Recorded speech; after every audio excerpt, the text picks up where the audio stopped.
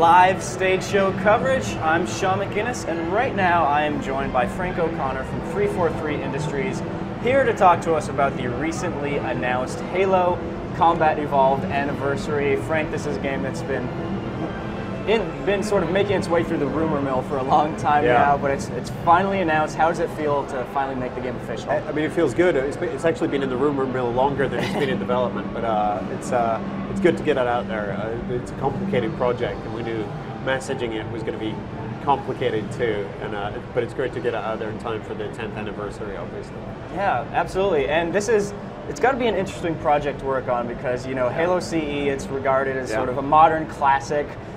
How have you guys approached this game to sort of like breathe new life into it while still making sure that it maintains that original sort of magic that made the game special? Well, I mean, we approached it in two ways. One, the simplest way was just utter respect for the franchise and the inherent magic of the original Halo gameplay, and that hasn't been touched. The gameplay, the physics, and the campaign mode are completely identical to the original game because it's actually running on the original game engine with a second engine, a graphics layer running on top of it. And actually, one of the coolest features about the game is you can press the back button at any time and flip between the classic mode and the new enhanced remastered mode. We've actually got a trailer for it running right here. Could you describe to us, call out some notable features here? Yeah, so right now it's showing you a little bit of campaign, and you can see how the graphics have been remastered and how the animations have been redone. We're using newer character models. We switched to multiplayer here. This is Damnation, which has been rebuilt. There's a couple of levels in here that we haven't announced yet, but people with sharp eyes will figure out what they are. And as you can see, it's running in the Reach engine. That's an assassination there. That was the trickiest part. That was the hardest decision we had to make. We know a lot of people love the original gameplay, and we had to decide whether to use Reach or go back to the original. We'll explain more later, but there were a number of reasons we decided to stick with the Reach engine. And we know that's controversial, and we don't take it lightly. Right, absolutely. Now, the ability to switch between visual modes on the fly, that seems like a really interesting feature. Was that something that was always in the design process? Not exactly. It started off as a debug tool, so we'd be able to see. I mean, obviously, we wanted to make sure that every single pixel of gameplay was as identical as it could be, give or take silhouettes and shaders and so on. But we originally had it hidden in a menu, and the closer we got to it, the more we realized it was worth enhancing this and making it work faster and more smoothly, so that it could be a fan feature. And in some ways, the ultimate celebration of the anniversary, because at any time you can go back and see wistfully the kind of nostalgic feelings that you had about the original graphics engine and switch right back to the sort of 360 generation graphics. Now, in terms of the level layout and whatnot, is it basically pixel for pixel the same as the original? Literally, it's going to be, to all intents and purposes, identical. As I said, there will be differences. Like if you're shooting an elite with the new silhouette, very slight differences, and certainly things like vegetation growing over the rims of hills sounds like a small deal, but if you're used to taking a specific sniper shot at a specific point, you may find some slight differences there. We're not so worried about that. What we're really worried about is physics, tricks, warthog jumps, grenade tricks, that kind of thing. They're all identical. And we've used the graphics to make some improvements to the gameplay flow. So levels like the library are exactly the same as they were before, where we've put a few more visual cues and textures and lighting cues to help you navigate your way through the library, because and there's a couple other levels that were challenging back in the day, and we made some slight tweaks to make them a little more approachable. Now, multiplayer is an area where you guys are doing a little bit more. I understand that you guys are adding the armor abilities to the multiplayer? So the multiplayer entire runs in the Reach multiplayer engine. Everything launches from one menu seamlessly. You won't notice any difference. It'll just launch into the multiplayer lobby. So we have 7 multiplayer maps. 6 of them are traditional competitive multiplayer. One of them is Firefight, set very much in the Halo Combat Evolved universe. And yes, of course, any abilities that you have in Reach, you'll have in this game. But we're doing some stuff that we haven't announced yet, and we'll talk about later this year, but we're certainly doing stuff with matchmaking to make all of those maps feel as close to the original matchmaking feel, simplicity, for example, as possible. But some other stuff that we haven't talked about yet that'll make some of the really hardcore, vociferous complainers right now a little bit happier. We're never going to be able to make them ecstatic, but we'll do our best. Of course.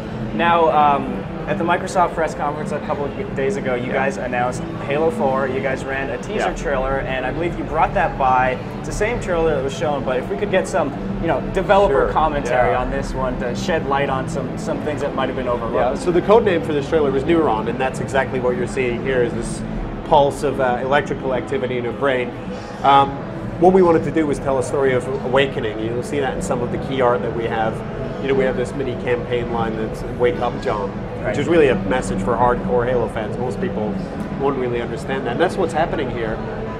Chief's been asleep in cryo sleep for an important but undisclosed amount of time at this point. Okay. And something's going wrong. You can hear the muffled cries for help.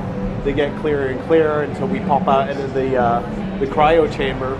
Chief wakes up, and typical Master Chief fashion, no hesitation, straight into action, trying to save the day. Now, if you played Halo 3 and finished on Legendary, you'll certainly start to recognize some of this stuff here. This is definitely the forward unto dawn. People have been asking us that. At the end of the Halo 3 Legendary ending, you saw it approaching this strange, mysterious world. Well, it's probably not a big surprise to say that's what's happening here.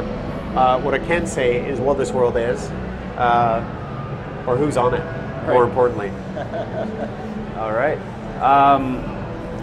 Guys, just a reminder that we are taking audience questions. If you want to use that little submit a question module on the side of the video player, we'd love to get some of your questions to have Frank answer those. We don't have any just yet, but so after you demoed that, or after you showed that trailer, tell me about what sort of response you've been getting from the game, because I know Halo fans are very eager. They're a very excited lot.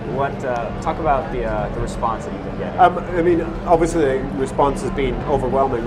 I think we would have had a really major surprise if we hadn't had that slight leak in the morning. Right. But it was funny to see a lot of people watching the conference who'd missed the leaks in the morning and maybe just caught up with the conference itself.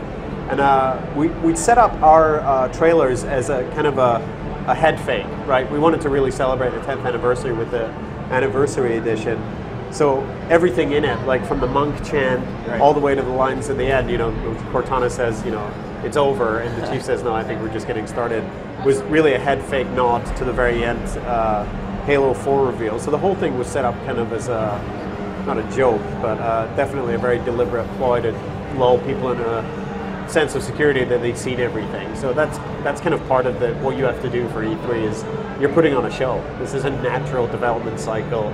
It's showmanship, I guess. So now I've been reading online that you guys are planning on doing something special at PAX this year. Is that right? Yeah. So it's the 10th anniversary, and at PAX this year, for the full run of PAX, we have an entire floor dedicated to Halo Fest, is what we're calling it for obvious reasons.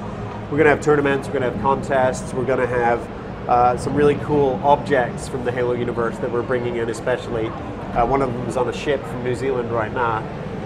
We'll say more about that later. And we're going to have the fans, and that's really what Halo is and always has been about, is this incredible community that was a vibrant community before the internet, which is hard to do. There's people lugging Xboxes and TVs around the country for pizza parties. Right. So we want to celebrate it with them.